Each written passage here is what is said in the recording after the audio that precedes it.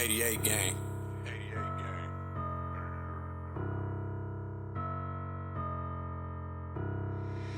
Hit me. AYB, let pipe him up, bro. Let's go big. Let's go big. Let's go big. Let's go big. Let's go big. I got hop in a car with no roof. I got hop in a car with no roof. Let's go big. Let's go big. Let's go big. Let's go big. Let's go big. Let's go big. Francis Ngannou got knocked out by a pro boxer, which begs the questions: do MMA fighters have any business in the ring with pro boxers? An interesting topic for you. How you gonna say that shit and I'm sitting right here next to you?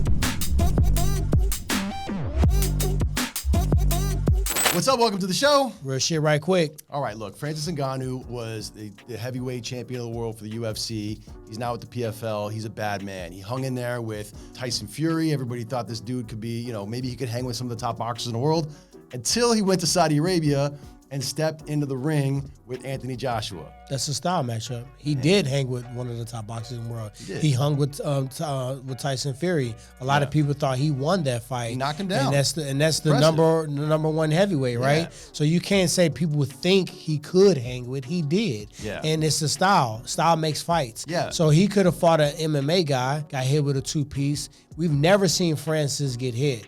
What people really should be focusing on is now for the first time ever, we see how he responds to adversity. Yeah. If John Jones cracked him with an elbow, or if Stipe picked him up and put him on his head and slammed him and then dropped a fucking three-piece on his nugget, right?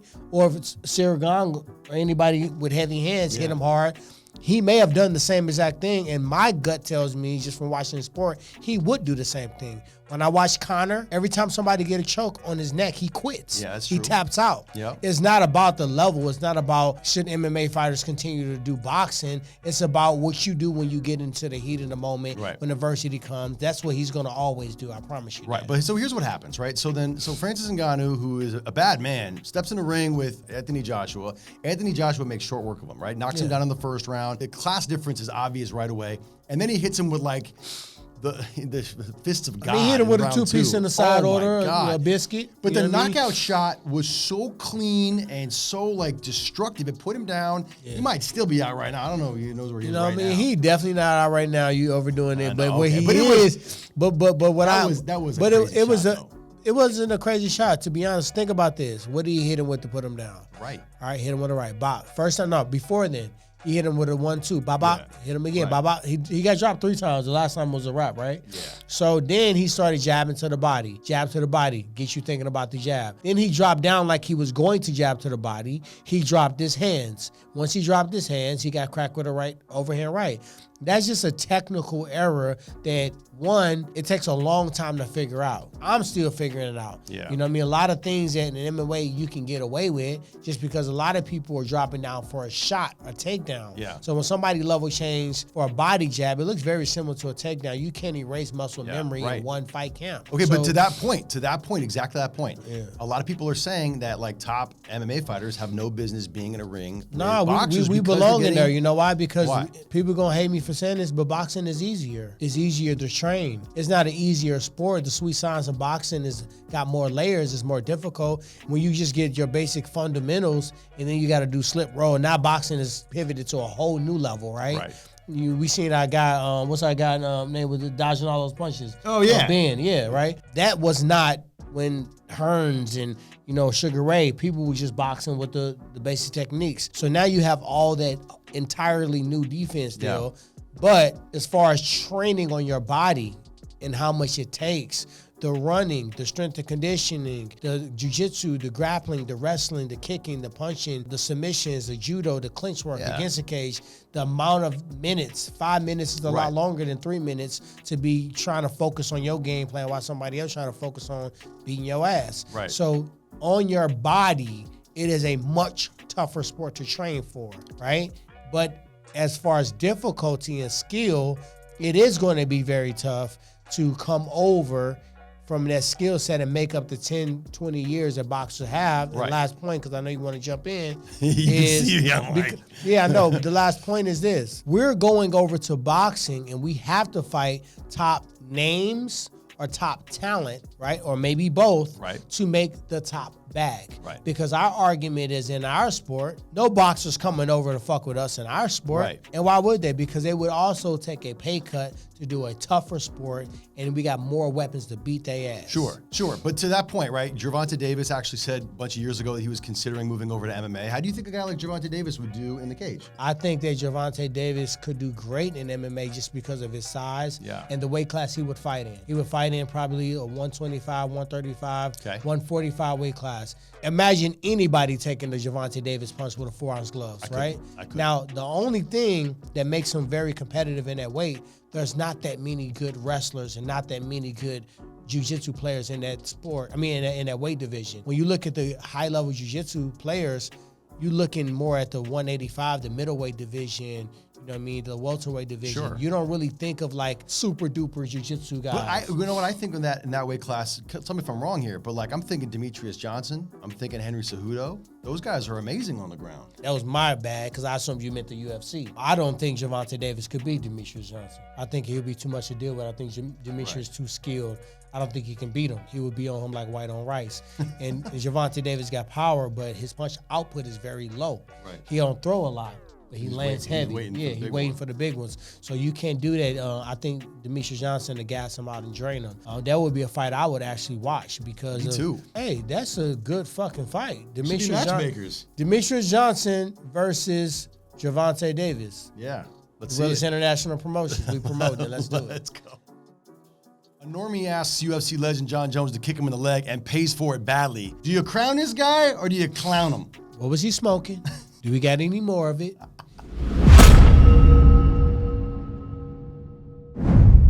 Some people just want the clout and the clicks, and he got the clout and clicks, but he also got that doctor visit right afterwards. Yeah, so here's what happens. So this dude, it looks like a normal guy. He's not a professional fighter. Sees John Jones in an event and asks John Jones to give him a leg kick. Oh, can I take a leg kick from a UFC fighter? This happens a lot. We talked about this a lot. Think about this. Let me get a picture with you. Yeah. Cool. Anybody can do that. Let me get a face-off picture. That's pretty common. Yeah. Kick me in the leg on video. Now you got a story. Yeah. You're not going to die from it. Sure. You got a story that he can forever have with him. So I get it. I'm not letting nobody kick me in the leg fresh off the sidewalk. So at the end of the day, I know what he's doing, but as we look at this video, because this the time I saw the video already. His leg looked like a little cherry, like he slid in the first place. Yes. Sorry, base. Well, what happened is, so this guy gets a kick from John at first, and then John looks like he's taking it easy on him, and the guy's like, oh, I'm John's so going tough. all technical. He's going to feel nurse technique. Yeah. And then he said, all right, I'm going to just throw this little heavyweight into your leg. Yeah, because the kid was like, oh, I could take it. Give me another one. Give me a real one. And then John lit him up. And then you can see the next clip. He's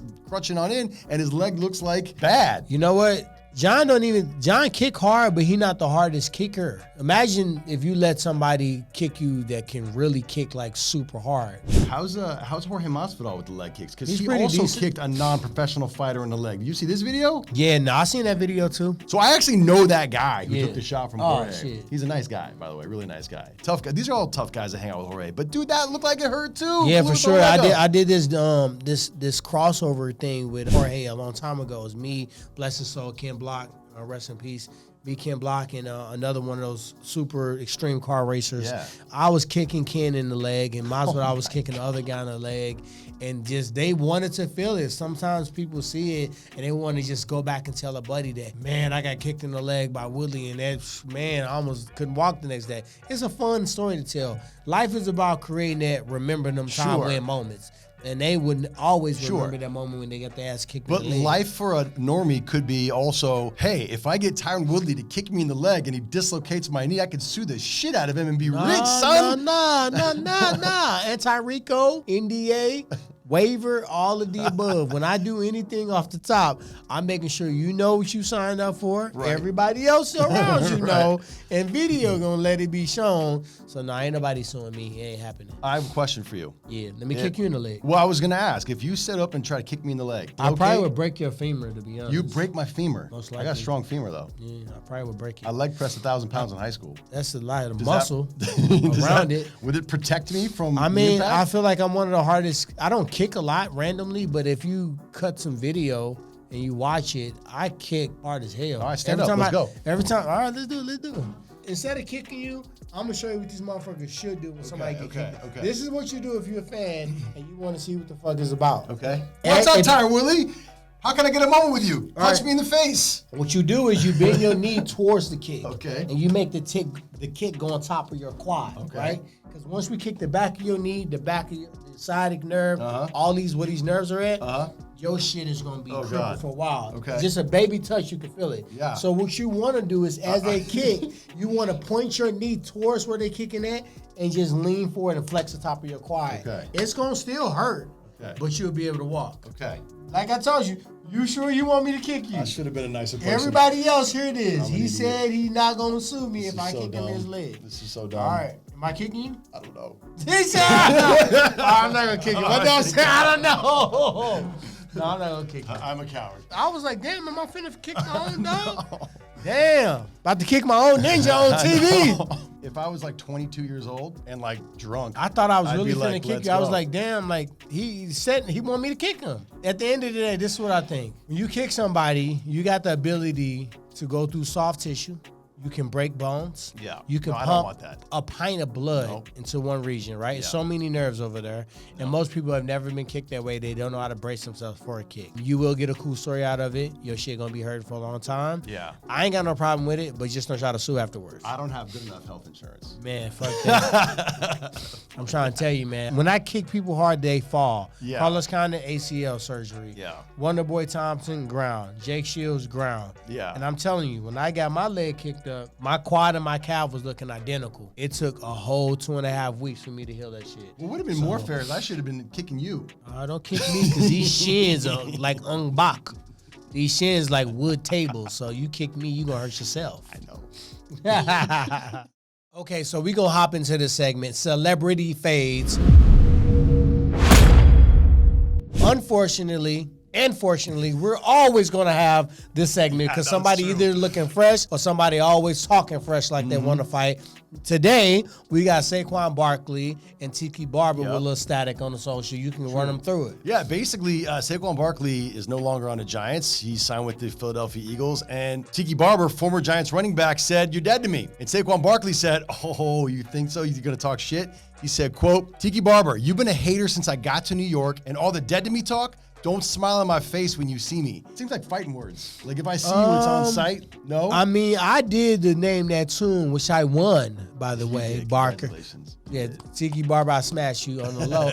But he never came out to me as a tough guy. Yeah. Not that he was soft. Yeah. But it just never came out to me that was his MO, where Yeah. he wanted to be like, rah, rah, rah, rah. I think he just was kind of saying that his loyalty to the Giants. And Saquon Giants. Barkley's like, you kind of fake because you probably was around me, Yeah. saluting me, and then I leave. Now you want to talk trash on the internet. I get it. It could be fight words. It hadn't made it there quite yet. Tiki Barber, I don't know why he picks fights with so many liked Giants players, right? He went after Eli Manning. He's gone after Tom Coughlin, who Giants fans love.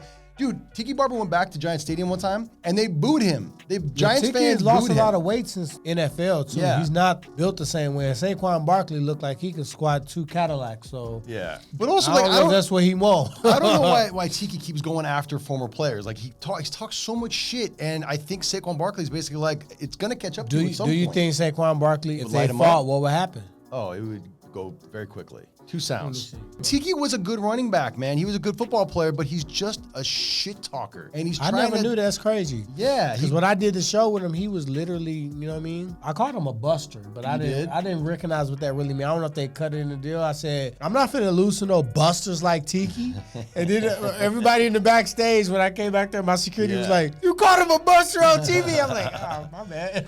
Dude, I mean, look, the Giants fans and Giants players will probably pat you on the back for that. I'm Damn. telling you, this guy, like, he just seems addicted to talking shit about former Giants players. And it All sounds right, like well, shoot Tiki's the had fate enough. then. Man, quit all this talking. If y'all want to do it, then do it. You right, got so- his number. So as a professional fighter, who do you got in that fight? I got Saquon, man. All day long, Saquon right? just looked reckless. He Yeah. looked like anybody that's a running back with that kind of power.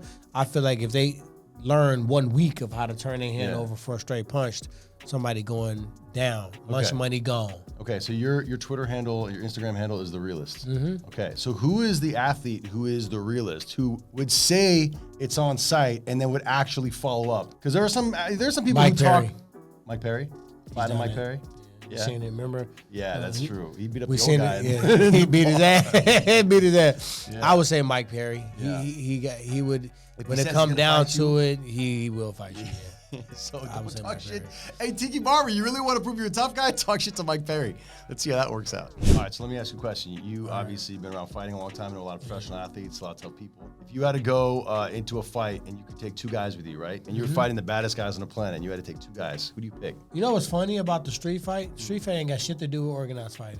Sometimes the best fighter is not gonna do shit to you in the street. Right. Because you got to be mentally a little screw loose. Right. I'm taking myself, number one. Sure. Because that's where I started at. Right. I And then flipped that obviously me, number 2. You gonna call the police for us? Right. I'll get the cell phone, don't I'm worry. grabbing Mike Perry. Okay. Because we seen him in action. Right. He got a screw loose. He like getting hit a little bit. And he just get him even more ramped up. And True. I'm gonna take a wild card in lieu of the upcoming fight. I'm taking fucking Mike Tyson. That motherfucker biting ears off. He Bit ears off, talking his press conference like, wow, why would you? He'll fight you on the ground and he'll fight you in the plane, on the air. Damn, that's funny.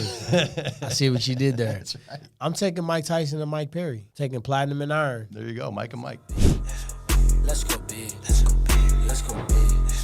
Let's go big. I got, hop in a car with no roof.